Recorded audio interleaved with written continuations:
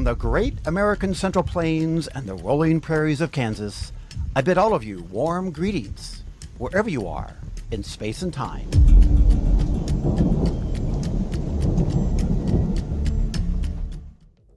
Hello, everyone, and welcome to Midnight on the Prairie. This is your host, Kevin Kelly. Boy, I sure appreciate you stopping by, and I assure you, you'll be glad that you did. My guest tonight is Carter Buschardt, an expert in all things Bigfoot. Yeah, who doesn't like that, right? And let me tell you, folks, Carter is a true boots-on-the-ground researcher and investigator, not one to conduct his investigations from the safe confines of a desk and a computer. Not even close. He's led numerous Bigfoot expeditions in the field, including as an investigator over the past 13 years with the Bigfoot Field Researchers Organization, and he's interviewed over 400 Bigfoot witnesses and counting. He is also the author of 3 Bigfoot books, or Sasquatch books if you prefer, titled Evidence of an Enigma 1, 2, and 3, plus the second editions of the first 2 books. Tonight, he's going to share with us some of his truly surreal personal Bigfoot encounters, as well as relate accounts from other witnesses and what his overall research has uncovered. Okay, let's get started, shall we?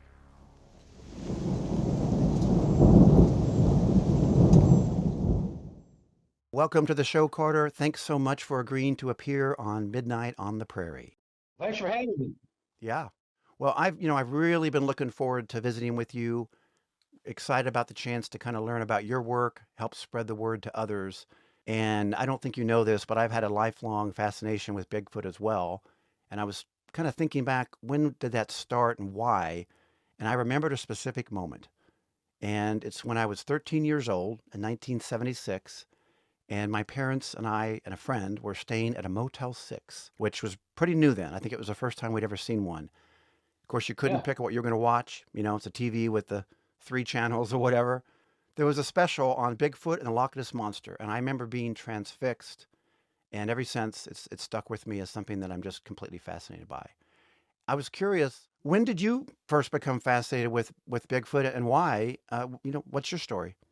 Well, somewhat similar to yours, I was probably 10, don't remember the date, but I saw this show In Search of with Leonard Nimoy. Ah, And that was the first time I had seen the Patterson Gimlin film.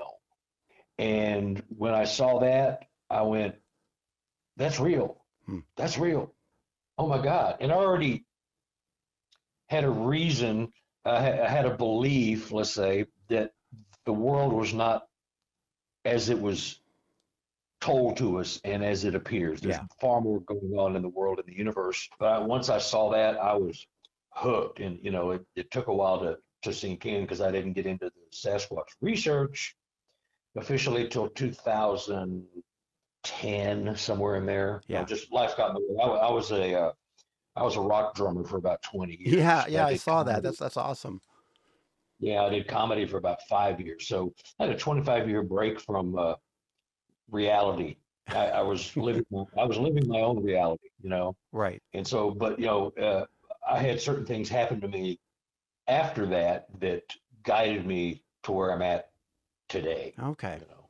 Well, I want to ask you about that in a minute then, but so that film you're referring to, that's that iconic one that we all know of. Just the real, I mean, just sauntering, looks at the camera. Yeah, and her breasts were swinging, her pendulous breasts were moving as she was walking. I mean, it was like, oh my gosh, this is awesome. You know, Yeah, I didn't know something like this could exist, but I know it's real. I mean, that's real.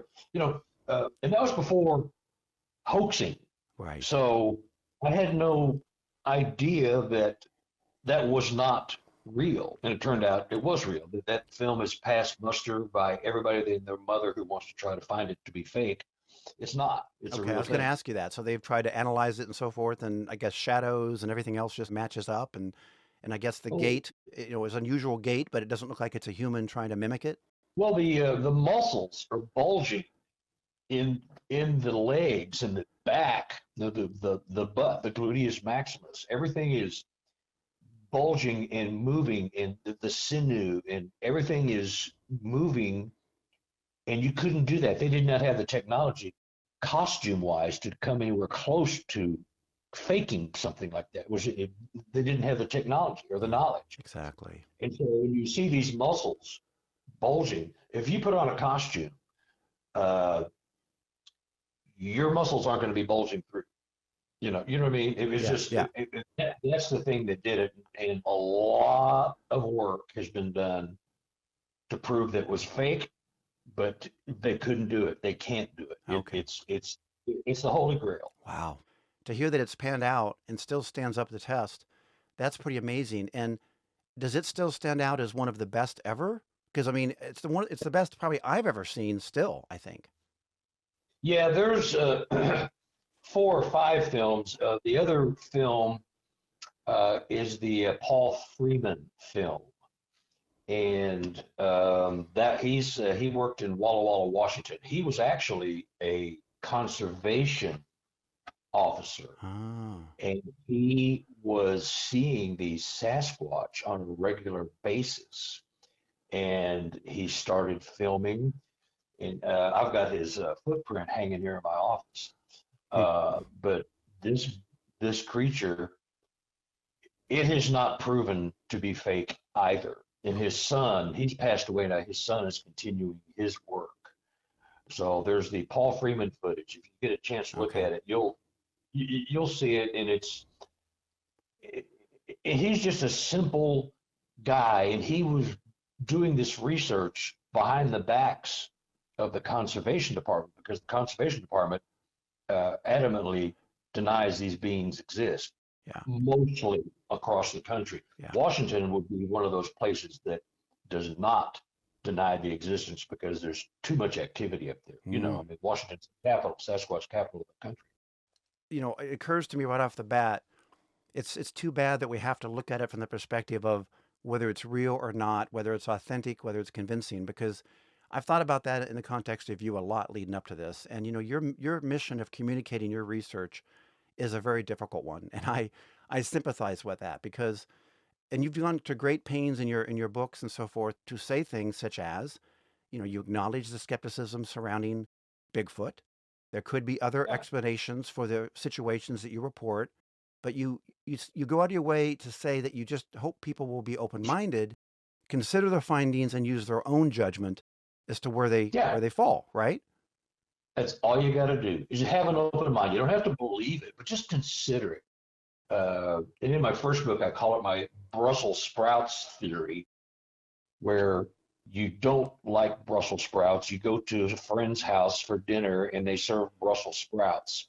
You don't like them, but you don't want to insult the host. So you cut them in half, you spread them around your plate, pretend to take a bite when, you know, and then when no one's looking, you spit it out or hide it under the mashed potatoes or something, because you don't want to embarrass them. But you don't want them to know you don't like part of what they serve. It's the same thing with Sasquatch in a way. You just, you know, you don't have to believe, just consider. If you don't believe, it's not for you. That's fine. It doesn't, you know, there's no right or wrong in your opinion. I don't believe they exist. I'll tell you why 99% of the population at first did not believe is that we are taught from the day you exit the birth canal till you're 18 to 22, depending on if you go to college or not, how to view the world, how to think, what's real, what's not. There's no UFOs, there's no Sasquatch, there's no ghosts, there's no, oh, wait a minute, the government lied, there are UFOs. Yeah, right. You know, so we're taught how to view the world. So when you see something, you automatically discount it and try to find a solution. Well, that must be a guy in a ghillie suit. Well, maybe it's a bear. Well, maybe it's a deer standing on its hind legs eating low-hanging fruit.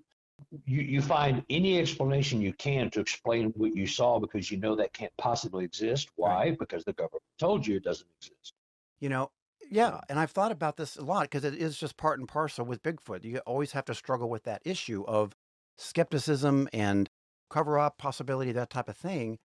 The way I see it, we all know if we've had things that are unexplainable happen in our own lives, we're more likely to be more open-minded about things that we haven't had happen.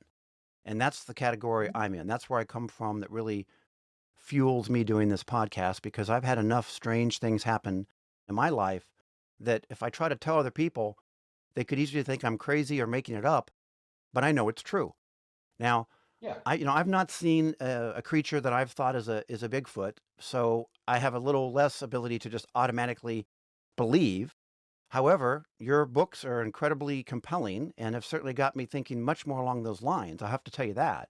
Bottom line is, I see this as a platform for all these types of things to be aired, to be thrown out there, for people to have a chance to think about it, use their own judgment, their own research to come to a conclusion. It's kind of how I see it. And, I think that's really what you're trying to do. Yeah, yeah. I'm just putting it out there, and when I started the book during COVID because had nothing else to do, I really couldn't. I could still go do research into my research areas, but a lot of the restaurants and hotels and motels and campsites were closed. Hmm. So I said, well, screw it. I'll just sit here and the reason I wrote the books at all was the uh, the witnesses. And I've interviewed probably 400 to 500 people, and I've had 100 reports published to BFRO. A- Not worked on. I've And worked on three or BFRO four. stands for, Bigfoot Field Research Organization. okay, yeah. Yeah, and so and here's the irony of it all is that the people are mortified and don't even want to talk to anybody. They'll report it, but they won't leave their name or number, Mhm. email, anything because they just want to get the report, get it off their chest, and go about their day and pretend it never happened. But as the years went by, they started seeing bizarre activity that they couldn't explain. Not just an ape walking across the highway, and oh my God, look at that! What is that? And and that's 50% of the sightings is Mhm. a Sasquatch crossing the road. Wow. 50%, but included in that 50% of just road crossings and of the 100% of the people, they would say after they've told me their story, now you're telling me you just saw a creature that everybody and their mother says does not exist, and you want to tell me something even stranger? Bring it on. Yeah. And so that's when people started telling me, because you got to get their trust, So Yes. I'm not here to ridicule you. I'm not going to put your name out there. I'm not going to put your location. No one's going to know who you are. All of that stuff. And they start telling me about watching them vaporize, disappear. And what do you do with that? I Yeah. mean, how do you can't explain that away? And they're rational, intelligent people, just like you and I, Hmm. you know. And they just had a miraculous event that they were present for. And so they started telling me all this bizarre stuff, like walking through trees and getting telepathy and stuff that I've experienced. And so I started, I have, being a real estate agent, I'm a paperwork freak. So I have all my reports typed up, sitting here in files, and I've kept everything. So I started looking at it. I'm going, well, these people saw this. These people saw them talking, the two Sasquatches speaking. They Hmm. saw them walk into a tree and disappear. They saw them just vanish in front of them. Hmm. And that's what got me going. I saw one vanish one night when I was leading an expedition. See, and so And you're getting to exactly where obviously everybody wants me to go with this, for you to tell some specific stories, which I definitely want you to do. But one thing I wanted to say first, actually, Carter, was I've thought about this too in the sense that why do people have such a hard time believing? I guess one reason is because these are very large creatures. Shouldn't they be easy to spot? We're not talking about I don't know, a beaver or a squirrel or something like that. But then yeah, I also thought from my point of view. So for decades now, I have reveled in exploring remote areas around the country, the mountains, the forests, you name it. Unfortunately, I've never seen what I have thought to be a Bigfoot or a Sasquatch, but also, with the exception of seeing a bear in Yellowstone and a mountain lion one time in the mountains, I haven't seen bears and mountain lions everywhere either, even though I know they're probably out there. The point yeah, being, these are creatures that nobody's claiming have any kind of superpowers or special abilities to, disappear or do anything, but that I don't see them. And so I think that you could have something that's big out there that you just don't see. And that's what's happened with me with these other very large creatures, like a big black bear, something like that, right? So I Well, think, it doesn't mean the Sasquatch haven't seen you. right. You know, they're the alpha predator. And the other thing is, you don't find bones. That's the big thing. How come we don't have a body? Yeah. Well, if you look at the alpha predators, the elephants, lions, tigers, bears, wolves, you rarely, if ever, find a scrap of their bodies once they pass, Mm-hmm. because the alpha predators do not want to be predated on. So if they're injured or sick, they go somewhere and hide, and they either get better or die. Mm-hmm. And if they're hiding and they die, well, they're buried. They're done. They're gone. Mm-hmm. You're not going to see that. And so, Yeah, that's obviously that's a question you must get and anticipated. That's one that I was going to ask is, have there ever been any remains found? But you just gave a good explanation as to why that might not happen. yeah. And if you ever, there's a show called The Body Farm. You may be familiar with it. I've heard of it. It was on Discovery for a number of years. It's a place in Tennessee that they take cadavers and all kinds of animals, cattle, whatever animals that have horses, possums, coons, whatever they can find, Uh-huh. and then lay them out in the natural surroundings and time them and how long it takes that body to totally disappear. A human body will be gone in 5 to 10 days. Yeah, they use that. They use that to help them in investigations with homicides and so forth when they find a human body. Yeah. So if I go lay down under an oak tree and I have a heart attack and I die out in the middle of the woods, well, the predators are going to be on me that night. Mm-hmm. And the botflies come in and lay their larvae in the body, and that helps the decomposition. Yeah. The coons and especially opossums, they go for the bones. Everybody and their mother comes to feast on a 150-pound, 200-pound human body. Yeah. It's a buffet. Come help yourself, and your body's gone. Right, and so, I can say I've come across deer skulls and rib cages and things like that in my own travels, where if I go back to that same area a few days later, a couple of weeks later, there's less, and maybe sometimes it's completely gone. It's been dragged away.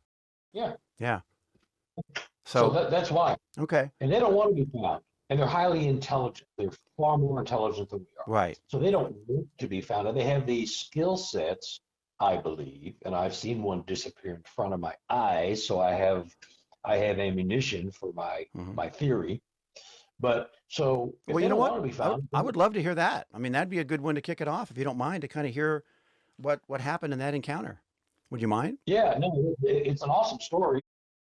So I became an investigator with BFRO. Yeah. And to do that, you have to go out on a couple of expeditions, which I did, and you have to show an aptitude and a willingness to get your hands dirty and do the work.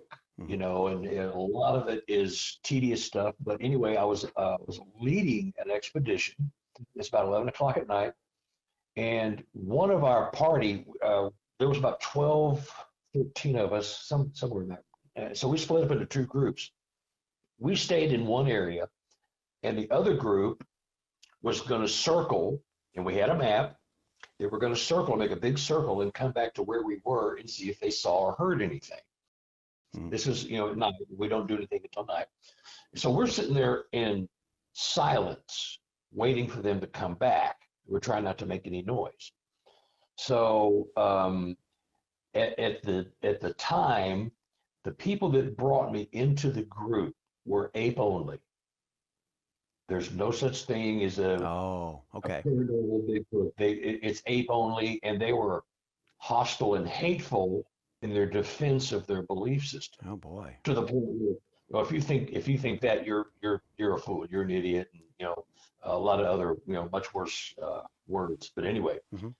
So I'm scanning the forest with my thermal camera, and I see this heat signature coming through the woods. Now this other group had gotten lost, and we had crappy radio service because we were down in a holler. Oh. So The radio was intermittent at best. So we were being dead quiet. We were just sitting on our butts doing nothing in the middle of the woods. I see this heat signature coming through the woods. I'm going, oh, thank God they're here finally. Jesus, let's get going here. Well, it wasn't them. It was a Sasquatch. And it came around a corner, and it didn't know we were there because we were literally being quiet. And I cannot believe that they didn't know we were there. And so it walked around a corner, and I'm looking at it, and I went, holy crap. And it took one step, a second step, and it just vanished. It was like a flash bulb. Have you ever seen a heat signature on a thermal camera? It's just a glowing light. And there were no clothing. So it's a totally naked Sasquatch with, just the heat signature in the body, no clothing. It was not mistaking it for anything else. It took the second step, and it just vanished like a flash bulb went off in front of my face. I was blinded for a moment, if you were standing 2 feet away and shot a flash bulb in front of you. That was what it was like. And right then I went, okay, I'm not stoned. I'm not drunk. Right. I'm not on any psychotropic drugs. My equipment is top of the line FLIR thermal gear. Nothing would have made that anything other than what it was. Exactly. And so I immediately at that point decided I'm going down to the fork of the road. I'm going left. The rest of you guys, you go right, because I no longer am going to adhere to your belief system, because I've just seen something I'd heard of, but I'd never seen it, and so until I see it, I'll believe it. Well, I saw it, and that changed it. That changed it all for me. I can see why. I mean, seeing is believing. What you experience, whether other people can get it, they can't get in your brain, but you have it. And I understand that 100%. I think anybody listening to this who's had an experience, whether it be seeing a Sasquatch or a Bigfoot, or whether it be telepathy, or whether it be seeing a ghost or whatever, seeing is believing. And you sound like you were, I believe you. Yeah. Yeah. Well, it was, I mean, I have no skin in the game to push that. I guess I'm saying, well, you can fake anything, you can say anything, because I mean, you got to look at me, my body of work, and my ethics and morals, and realize that that's just not me. Yeah. I was happy at the time to believe I'm gonna find one. I'm gonna see one. Yeah. I'm gonna find a body. But there's reasons we don't find bodies. There's reasons you don't see them. They don't want to be seen. If they're going to show themselves to you, they will. Exactly. And that's what they do. They're not creatures. They're beings. They have a social structure. They have families. They have children. They eat, sleep, drink, poop. They look different. And so that's it. It took me down the path. And so, and that's when I started doing the reports. Because you can assign a report to yourself and just call the witnesses and talk to them and find out what's going on. And so that dovetailed perfectly with what some of the witnesses were telling me. Right. And I think what's important about that story is it's a demonstration of why it's been so difficult to have that just absolutely in your face, absolute proof. Why it's so hard for people like you or anybody to be able to successfully encounter and capture, that this really happened. Because from reading your books, and I've read a couple of them, as you know, there's a variety of things that Bigfoot are able to do, or apparently able to do, that mess with us and our perception and our ability to act normal, including, let's say you have a camera in your hand. You described a story where there was a professional photographer who had his camera right there, saw a Bigfoot, never took a picture. And it seems like it might have been in some of the cases with these people where they've failed to kind of really follow through all the way to the end. They haven't been able to, for a variety of reasons. Shock, and you're shaking. He's a professional photographer. Yeah. This guy's been in war-torn countries all over the world. It was for Texas Monthly magazine. It's a big magazine. And he had a spare camera. He had two cameras, one in his hand and one around his neck. And he could not, for the shock of seeing one and possibly two Sasquatch, he couldn't do it. He was like, oh my God, you're freaking out. And if you're a regular John Doe and Mary Smith walking through the woods together and you see something, by the time you pull out your phone and your hands are trembling, it's going to be a blob squatch no matter what. Plus, I believe, and I'm fairly convinced that they can change their vibrational frequency, so you can stand right there 5 feet from them. They're going to make it look like they're a blob, not like they're nothing. It's a big hairy blob. It's just a big dark tree. It's a tree trunk that got cut off in the middle. I mean, there's a reason that we just don't find them. No, and there's not an animal on the planet we don't have a specimen for, right? Except Sasquatch, or the ones that are down in the Mariana Trench in the ocean, 7 miles down in the ocean.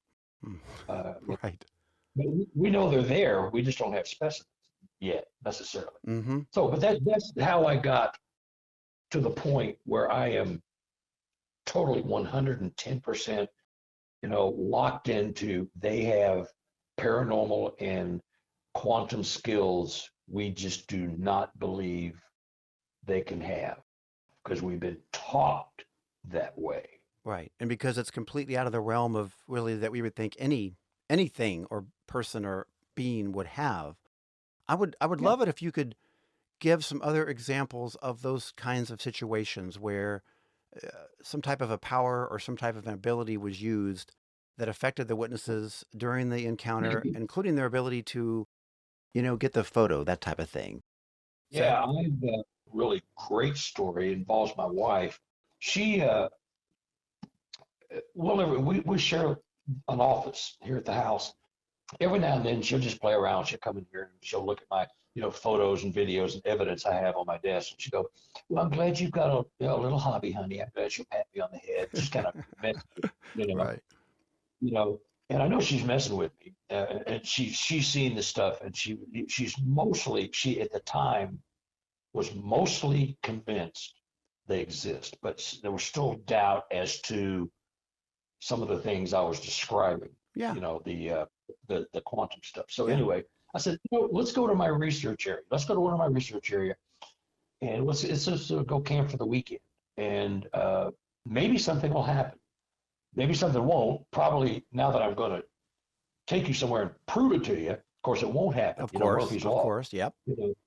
We get there, and the research area I took her to was the area where I saw that one vanish about 7 or 8 years ago. Oh. Before we moved.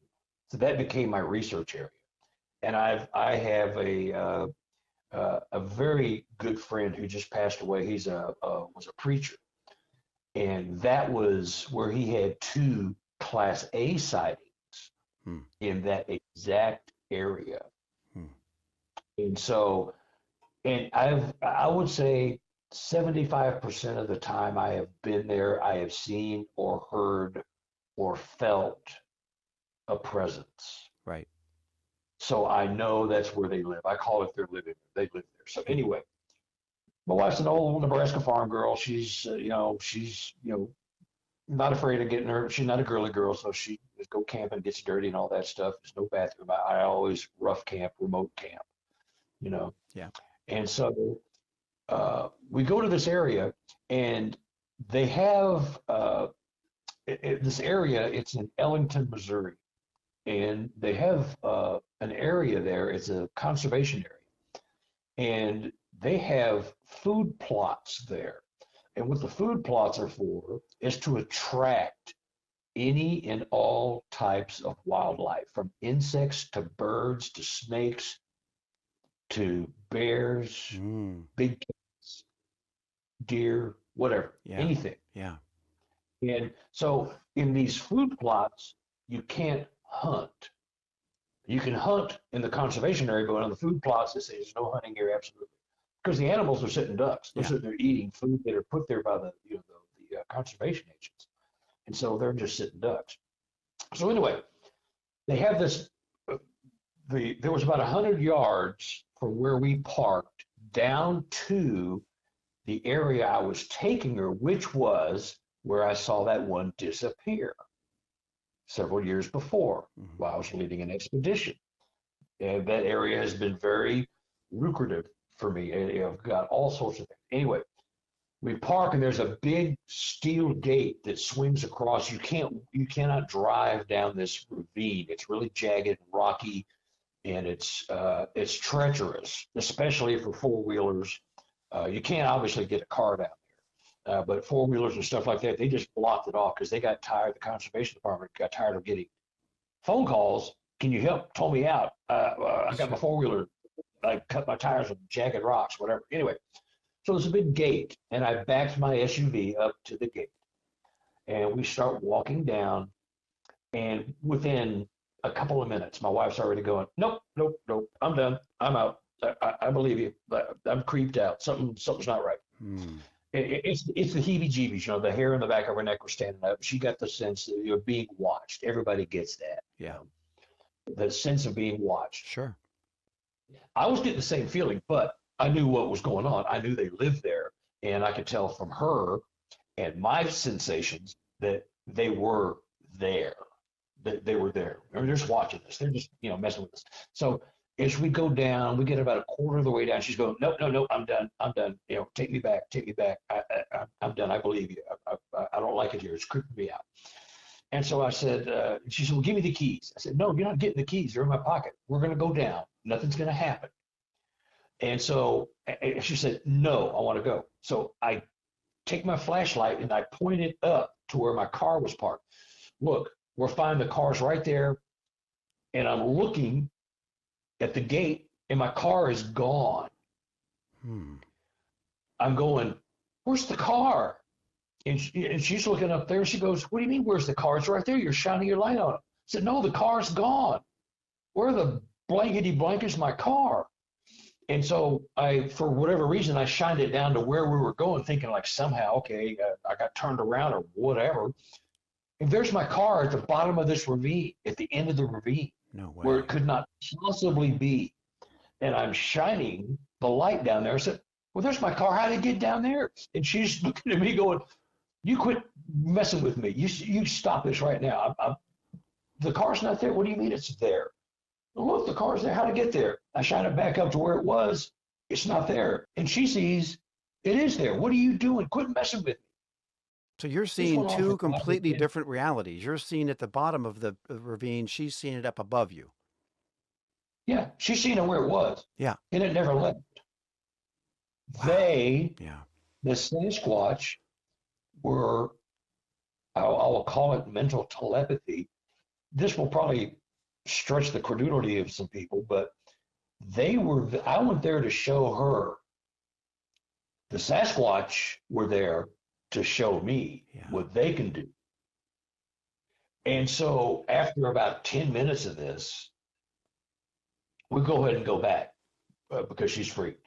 But for 10 or 15 minutes, I was thoroughly convinced I was seeing it physically where it could not possibly be.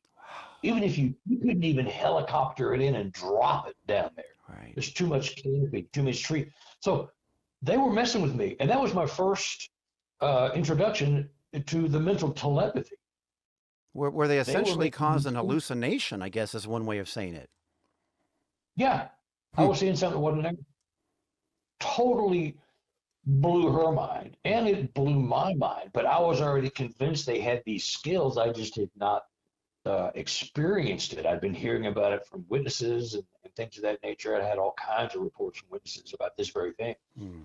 And so that was a defining moment for me because it solidified my belief to take the fork in the road going the other direction. And so and I was freaking out. I was like, I was getting excited and agitated. I was going, well, how can that be? And then suddenly I said, and I called him a dirty name, you guys are messing with me. Yeah. You are messing with me. I'll be, gosh dang it. I came here to show her and you're showing me, oh my God, I can't believe this. It was it was just one of Oh, those aha unbelievable. moments. Yeah, Yeah. you'd think you're going crazy, but you know you weren't. And it obviously what it tells you is if they could do that, then they could obviously Mhm. they could even just make it so you don't see them.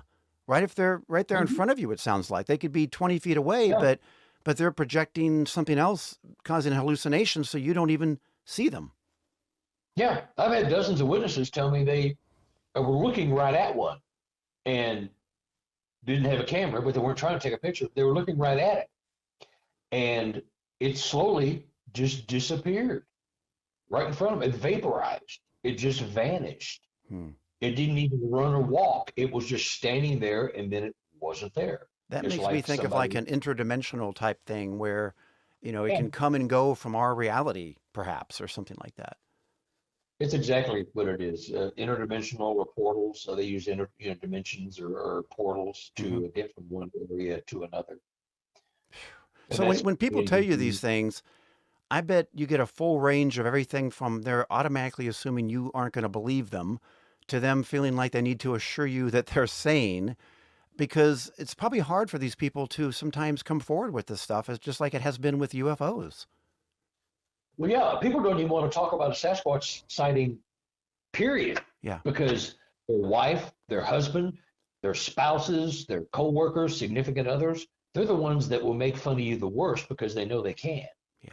And you're supposed to be able to take it because, well, we're in a relationship. I'm just messing. You can't be serious. You didn't see a Sasquatch. Come on, they don't exist. Hmm. So you get tired of hearing that, especially if it's coworkers. So you just don't talk about it. Yeah. And a lot of people go to the grave. I've talked to people that have been sitting on something for 20, 30 years and they finally come forward because my reputation is one that I am not going to diss you. I believe you because I've experienced it myself. Right. And if you like, I will put your story in the book Hmm. and I will not use your name, your location, or anything because the name and location does not matter. It's the event. It doesn't matter where it is, it's True. what is happening. So as I went through the years of doing this, my name and reputation got around. Hey, call this guy, call this guy. And I get something once or twice a month from a complete stranger wanting Hmm. to tell me something Hmm. Well, and because any of I'm, the listeners to this show, I'm sure are welcome to do that, and as well to contact me with anything like that. I think I welcome any kind of reports for sure. yeah. The thing is, you know somebody, you may not know it, but you know somebody that has had an experience and isn't going to say anything. Right. You just don't know it because they're not saying anything. Right. It might be a friend of a friend or somebody in your family, a cousin you never see or something, you hmm know. I've had so many hunters tell me, well, I've been hunting these woods for 30 years. If something like that existed, I'd have seen it. I hadn't seen it, so it doesn't exist. hmm Then half of those guys end up contacting me later going, can we talk? There you go. I knew it. I knew it. Like, And I actually want to ask you about one of those encounters from one of your books. But before I do, I noticed you mentioned the classification. You mentioned a Class A encounter. So I think it'd be good to have you explain that classification system and what it means. yeah, well, okay. BFRO has a classification system. Well, a Class A is a visual, unmistakable sighting, something you and or another person physically saw it. You look at it, you saw it, you know what you saw. A Class B is something you heard. You heard a noise, you heard a growl, you heard a howl, Hmm. you heard a tree branch break, you heard knocks, you heard something, but you saw nothing, but it spooked you. Your spidey senses went berserk when you started hearing things and growls and snorts and stuff like that. So that's a Class B. You're pretty sure you know what it is, but you didn't see it, so you really can't say what it was. Right. A Class C is third hand, second hand story. Oh, Well, okay. my uncle saw one. He told me when he was 12 years old, he saw one when he was plowing the North 40. Well, that's second hand or third hand knowledge. My uncle told me about my grandpa who saw one. So that's third hand, that's three times removed I see. from reality. Yeah. So that's the Class A, Class B, Class C. Class A and B's, they will post to the website you go to. Class C's, they don't even mess with because that could be anybody just messing with you. Yeah. The categories you don't see, the public doesn't see, is UFO, crazy, hallucinating, obvious hoax, stuff of that nature. Right. You don't like a report, and when people start saying, I saw one walk into a tree and it never came out the other side, you'll never see that report. Oh, really? Never. They just Everything. disregarded kind of by the system? Yep. Huh. Yep. So I did want to circle back to the idea of the hunter as a witness in the sense that obviously I think that strikes me and probably many people as the ultimate witness that would be in a position to, let's be honest, right? Take a shot. There'd be an incentive for a lot of hunters to do that, I suppose, because if they knew what they thought they were seeing was a Bigfoot, many of them might think, wow, this would be an incredible opportunity to really make history. But I don't know of any situation where that's happened, with the exception of, I think I mentioned to you as we were kind of getting ready for this show about Art Bell and the Art Bell show, and I'm a big fan. I think you had told me you've listened to him over the years. He had an episode where there was a hunter by the name of Bugs who claimed that he had shot two of them and buried them. In fact, he actually said that he had a map that designated where this happened that he gave to his wife, and when he passed away, he was going to have his wife give the map to Art Bell so that Art Bell could release it to the world. But anyway, what would you have to say about that idea of why have we not heard of a hunter shooting one and then having a body? There's all kinds of stories about that. Okay. And they just the bodies, some of the stories, the bodies have been dug up and taken. Oh. Probably by the Sasquatch.